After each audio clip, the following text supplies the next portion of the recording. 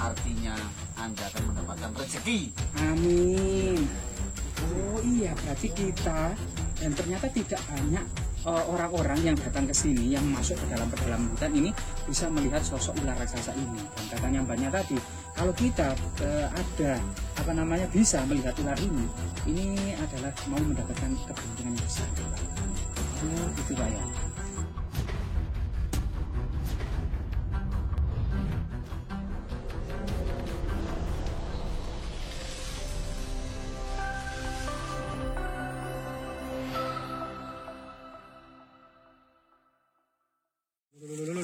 Katanya siluman kok masih mencari makan ya? Ya, terus juga kan? Iya, makanya saya itu ragu. Saya ini ragu. Dia nggak bergerak Pak. Kemana ini ularnya? Arahnya itu. Iya, kayaknya menuju ke gubuk gitu. Loh, padahal di rumah itu sebenarnya ada hidup seorang kakek-kakek seorang diri Pak. Iya, ada seorang. Iya kan? Iya. Oh, ada kakek-kakek itu ya? Kakek-kakek yang hidup seorang diri biasanya itu. Ada apa orang? Ada kakek ini rumah kakek ya? Loh, ya berarti bener kan? Tua yang hidup seorang diri ya. Ular itu larinya ke kandang sana. Ke sana. Kenapa Pak sebenarnya orang tua yang kakek-kakek itu kok hidup sendiri jauh dari anak-anaknya itu? Karena mungkin pengennya hidup sendiri lebih tenang gitu mungkin ya. Ya. Jadi kita dihadapkan pada sebuah fenomena langka, sebuah fenomena jejak pengalaman mistis yang ada di tengah-tengah masyarakat, tepatnya di lereng Gunung Anjas Moro, Pak ya. Iya. Dan kakek ini kira-kira sudah berapa tahun mendalami atau hidup sebatang kara di tengah pedalaman hutan di rumah yang sangat sederhana bersama konon katanya siluman ular raksasa, Pak. Kira-kira sudah berapa tahun, Pak Min? Ini bertahun-tahun lebih dari 10 tahun. Lebih dari 10 tahun. Iya. Saya coba teman-teman kita coba berinteraksi. Pak Min mungkin bisa di depan Pak untuk kemudian menanyakan seluk-beluk atau latar belakang bagaimana kok bisa kakek ini hidup bersama siluman ular Pak ya. Kalau komunikasi sama kurang jelas kurang ya saya ya. Iya. Kurang pas gitu ya. Iya. Ayo kita sama-sama. Ayo Pak, ya Pak Lemran. Jadi ini ada semacam gubuk sederhana Pak ya. Iya. Yang ini dibuatkan oleh anak-anaknya ya, keluarganya ya dulu ya. Pak. Bikin sendiri nih. Lo bikin sendiri Pak. Bikin sendiri. Nah itu Pak kakek-kakek ini sedang ngelus-ngelus ular atau sedang memijit ular raksasa tersebut. Iya. Iya, coba Pak kita Pak. Ekornya. Itu Mbak, hati-hati, Mbak. Siapa, Mbak? Mbak hati-hati, Mbak. Assalamualaikum, Mbak. Kayak jenisnya jenis piton ya. Piton. Ya jenisnya piton tapi Assalamualaikum. Permisi, Mbak. monggo. Monggo dipersilakan kita. Mbak, ayo Mbak. Ayo Pak Min, monggo Pak Min. Ya, permisi Mbak. Nggih. Nuwun sewu. Kalau boleh bertanya, ini kita dengan Mbah siapa ini Mbak? Namanya pun Mbak Joko. Mbak Joko Pak namanya. Oh nggih Mbak Joko. Lah ini kita di mana ya melihat fenomena seperti ini ngeri-ngeri sedap gitu loh. Sebenarnya jenis ular apa yang Mbak berada di pangkuan Mbak ini? Duh. Kalian melihat ular ini? Iya. Kelihatan besar, gemuk. Padahal tidak semua orang bisa melihat ular ini. Oh. Tidak semua orang bisa melihat ular ini. Berarti kalau ada orang yang bisa melihat ular ini dengan sengaja atau secara kebetulan, artinya Anda akan mendapatkan rezeki. Amin. Oh iya, berarti kita dan ternyata tidak banyak orang-orang yang datang ke sini yang masuk ke dalam pedalaman hutan ini bisa melihat sosok ular raksasa ini. Dan katanya banyak tadi, kalau kita bisa melihat ular ini adalah mau mendapatkan keberuntungan yang besar gitu Pak. Oh gitu Pak ya. Mbak Joko kalau boleh tahu sebenarnya latar belakang ditemukannya ular ini seperti apa dulu kok bisa sejinak ini ya dengan Mbak? Saya tadi itu sebenarnya khawatir sama momongan saya ini. Saya sebenarnya punya dua. Punya dua saya rawat dari kecil sampai sebesar ini. Yang satunya itu meninggal karena diburu sama orang. Yang memburu bukan manusia biasa, tapi orang pintar atau paranormal. Buat persyaratan. Nah ini tinggal satu, ini tadi tidak pulang-pulang, saya cari akhirnya pulang. Saya tadi khawatir sama kedatangan kalian tadi. Saya kira kalian tadi juga mau mengambil ular saya ini.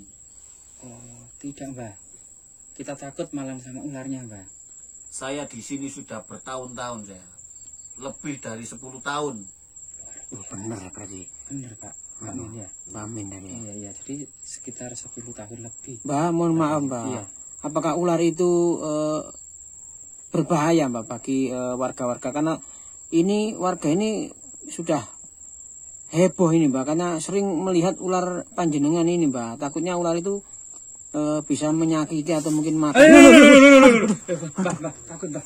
Ternyata ekornya itu memang sangat sensitif ular itu ya. Iya. Jadi kalau dipegang-pegang Sablon Mbak. ngopet. Ngapunten Mbak, maaf Mbak, saya Maaf, tidak Mbak. bermaksud menyakiti atau menyinggung Iya. ular itu Mbak. Tahu ya bahasa ini. Iya. Ular ini. Ularnya ini sebenarnya tidak bahaya. Ularnya ini bahaya bagi orang yang mau berbuat jahat. Karena ini bukan sekedar ular binatang. Ular ini ular siluman. Jelmaan begitu ya. Betul, ini jelmaan. Ini memang sebenarnya induknya dulu penunggu dari hutan yang sangat angker ini. Saya dapat wasiat.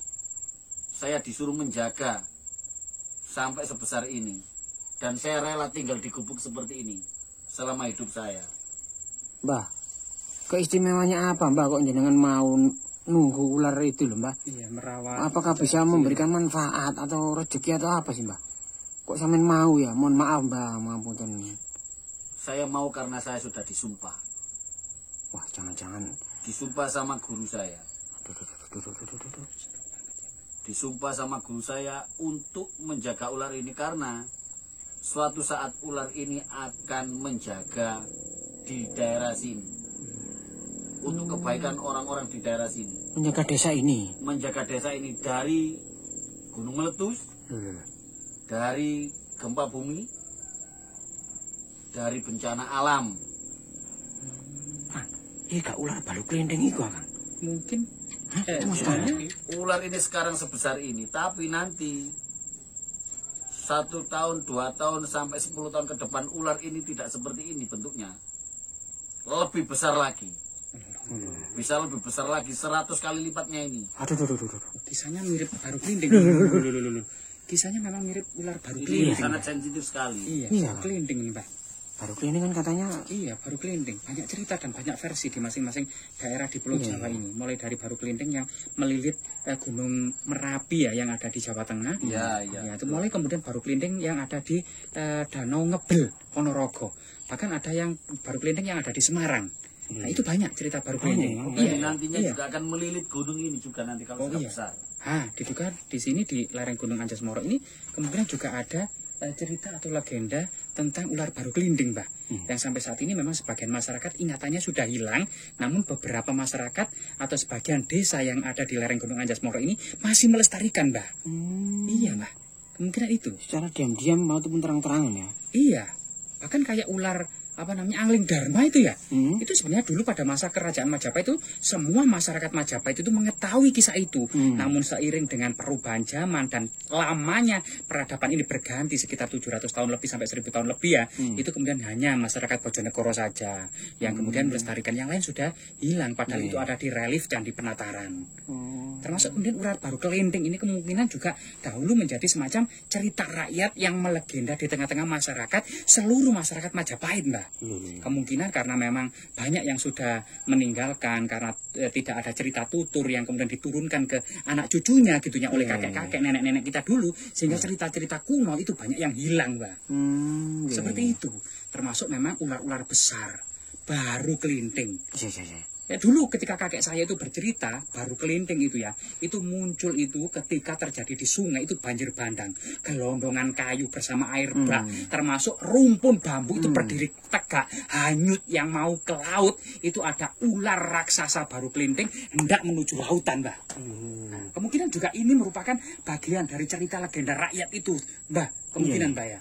Cerita baru kelinding karena memang Gunung Anjas Moro ini dalam penelitian Belanda itu pernah terjadi banjir secara masif yang mengubur situs-situs kuno yang ada di Trowulan itu sedalam 2-3 meter, Mbak, dari tanah aluvial lereng Gunung Anjas Moro. Karena lereng Gunung Anjas Moro itu ribuan bukit, ribuan lembah, ribuan tebing, bahkan puncaknya saja ada 40, Mbak. Ayo, ada masuk akal juga ini kan Iya, kalau Mbak, dikaitkan dengan sangat ini masuk kan. akal sekali, Mbak. Jangan-jangan ini bencana di tanah Jawa ini sudah tidak lama lagi nih, Kang. Iya, termasuk ular ini lambang keseimbangan alam, Mbak. Artinya kalau alam rusak, habitat ular raksasa itu kan juga rusak. Iya. Kalau alam sudah rusak, inilah detik-detik menuju banjir Ya yang terus berulang setiap ratusan tahun sekali, Mbak. Iya, iya. Cukup, Mbak ya?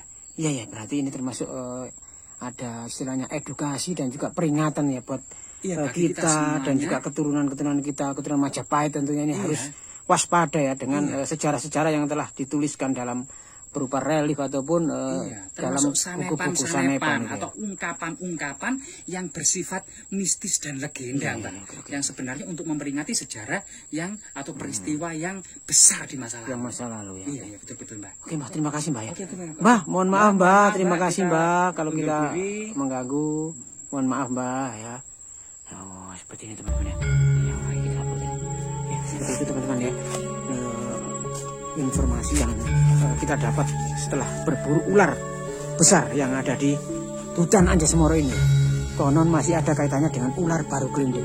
Entah seperti apa dan bagaimana kisah-kisah selanjutnya di video selanjutnya jangan di skip dan jangan diambil hati ya. Semoga ini bermanfaat. Oke, wassalamualaikum warahmatullahi wabarakatuh.